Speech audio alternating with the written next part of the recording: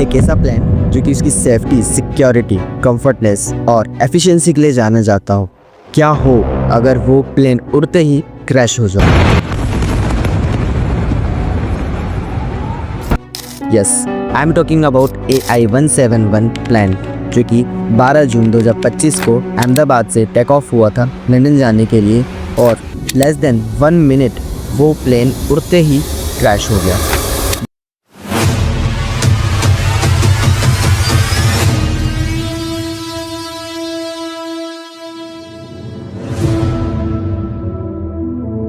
ये प्लेन अहमदाबाद के मेघानी नगर एक रेजिडेंशियल एरिया में जाकर क्रैश हो गया, जैसे कि आप इस वीडियो में देख सकते हैं। विदिन 59 सेकेंड्स ये प्लेन उड़ते ही क्रैश हो गया।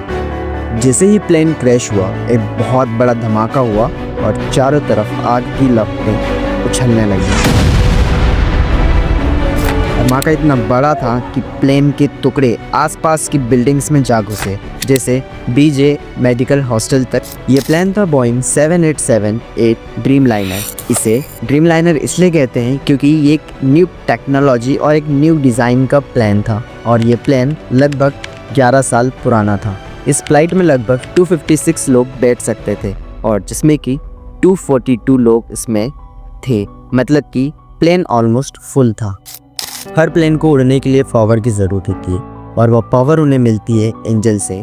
ड्रीमलाइनर में भी 2 इंजन लगे थे, जिसका नाम है GE-NX, जो कि बहुत ही पावरफुल और स्मार्ट होते हैं, जो कम फ्यूल में लंबा डिस्टेंस कवर कर लेते हैं। बात आती है स्ट्रक्चर की कि एक प्लेन का स्ट्रक्चर कैसे हो। जो ड्रीमलाइनर है वो अक्सर एल्यूमिनियम की जगह कंपोजिट मटेरियल से बना हुआ होता है। अब एक कंपोजिट मटेरियल क्या होता है? कार्बन फाइबर या एडवांस प्लास्टिक। ये मटेरियल बहुत ही हल्के, मतलब लाइट वेट होते हैं और बहुत ज़्यादा मजबूत होते हैं।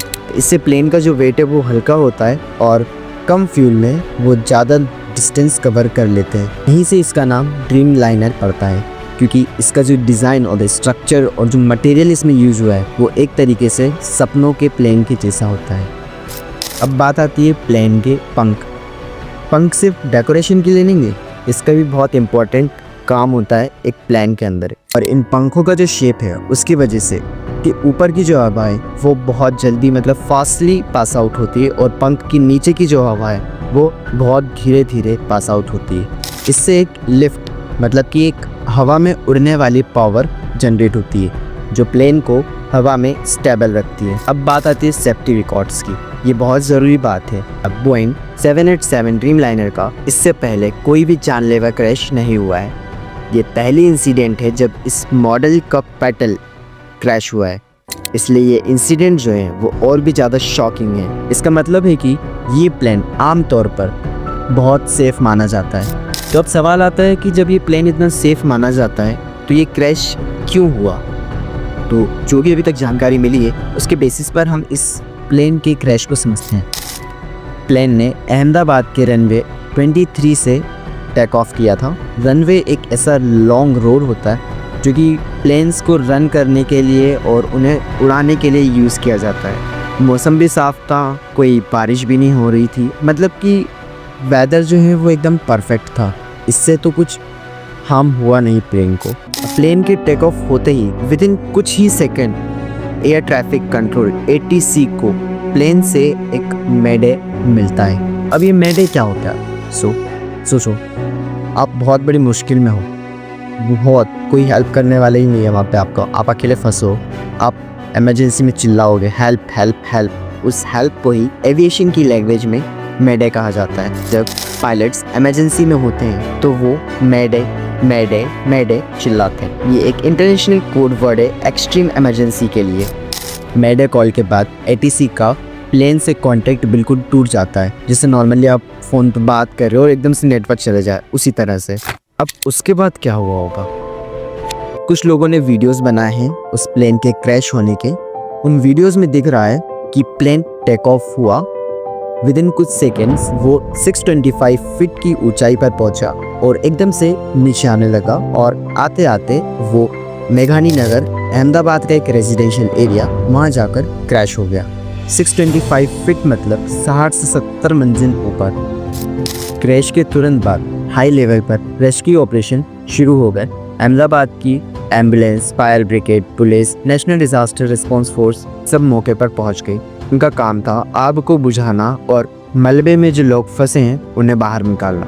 अब सबसे दुख की बात ये आती है कि इस हादसे में इंसानियत पे बहुत बड़ा असर पड़ा है। प्लेन में सवार 242 लोगों में से अनफॉर्चुनेटली 241 लोगों की मौत हो गई।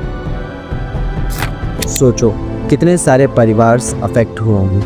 इसमें इंडियन नेशंस के साथ ब्रिटिश, कैनेडियन और पुर्तगीज भी शामिल थे जो कि लंदन जा रहे थे।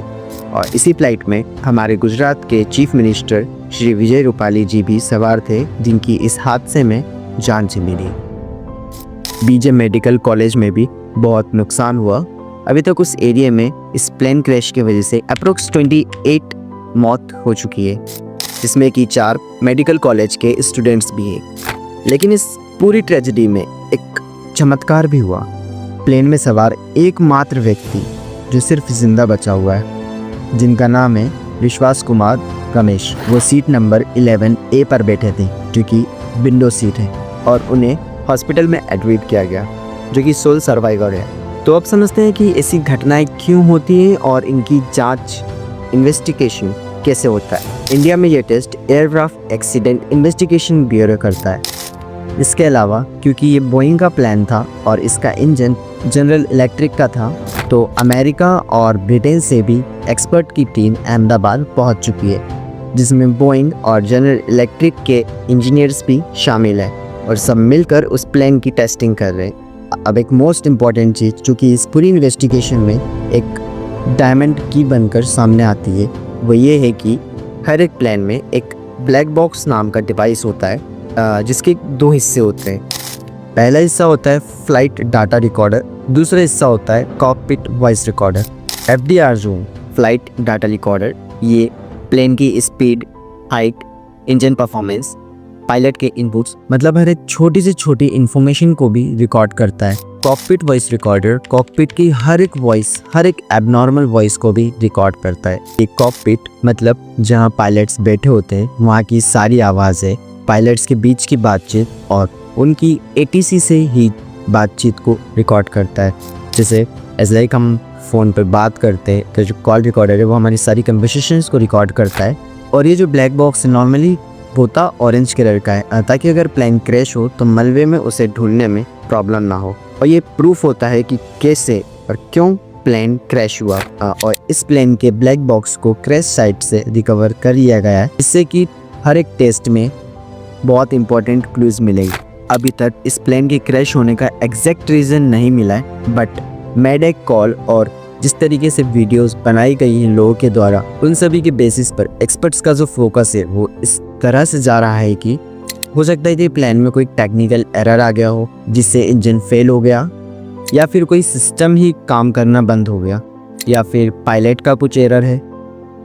कभी कभी ह्यूमन एरर्स भी होते हैं। पायलट की ट्रेनिंग बहुत डिटेल्ड होती है, लेकिन मुश्किल सिचुएशंस में कभी कभी गलतियां हो जाती हैं। कुछ एक्सपर्ट्स कह रहे हैं कि टेक ऑफ के टाइम प्लेन के फ्लैप्स का डायरेक्शन सही नहीं था। फ्लैप्स का मतलब होता है ये विंग्स के बीच ये जो छोटे छोटे हिस्से होते हैं, ये टेक ऑफ और लैंडिंग के टाइम खुले हुए होते हैं, जिससे कि प्लेन को लिफ्ट मिलती है और वो कम स्पीड में भी हवा में स्टेबल रह सकता है। हो सकता है कि प्लेन के फ्लैप्स सही डायरेक्शन में ना हो और उसे सही लिफ्ट ना मिला हो, जिसके वजह से प्लेन क्रैश हो गया। ये सब सिर्फ एक अनुमान लगाया गया है। जब तक ब्लैक बॉक्स का एनालाइज नहीं हो जाता और ऑफिशियल रिपोर्ट नहीं आ जाती, तब तक हम कुछ कह नहीं सकते। इस दुख की घड़ी में एयर इंडिया और टाटा ग्रुप, जो एयर इंडिया के मालिक हैं, अफेक्टेड लोगों को और उनकी फैमिली को हर तरह की मदद देने के लिए तैयार है। टाटा ग्रुप ने हर एक डिजीज्ड पार्टनर की फैमिली को 1 करोड़ का कंपनसेशन देने का ऐलान किया है, और जो भी लोग जख्मी हुए उनकी दवाई का पूरा खर्चा टाटा ग्रुप उठाएगा। इसके अलावा DGCA, जो कि इंडिया में एविएशन को रेगुलेट करता है, उन्होंने एयर इंडिया के बाकी बोइंग 787 प्लेन की सेफ्टी और डिटेल्ड इन्वेस्टिगेशन के लिए ऑर्डर्स दिए हैं, ताकि ऐसी घटना दोबारा ना हो। दोस्तों, हर एक प्लेन क्रैश कितना ही डेंजर, कितना ही दुखदाई क्यों ना हो, बाकी एविएशन को वो एक नई चीज़ सिखाकर ज़रूर जाता है। हर एक हादसे के बाद एक्सपर्ट्स उसकी वजह को गहराई में समझते हैं और ट्राई करते हैं कि वो same problem, same condition in future कभी ना आए, और इससे नए सेफ्टी प्रोटोकॉल्स बनते हैं। टेक्नोलॉजी इम्प्रूव होती और पायलट्स की ट्रेनिंग में अपडेट की जाती है। एविएशन सेफ्टी एक ऑनगोइंग प्रोसेस है ताकि हमारा एयर ट्रैवल ज़्यादा से ज़्यादा सेफ हो सके। आई विश कि AI-171 के टेस्ट में जो भी चीज़ें सामने आएंगी वही गलतियां फ्यूचर में वापस दोहराई ना जाए, क्योंकि ये एक ऐसी ट्रेजेडी है जिसने कई सारी फैमिलीज़ की ज़िंदगी उजाड़ दी है।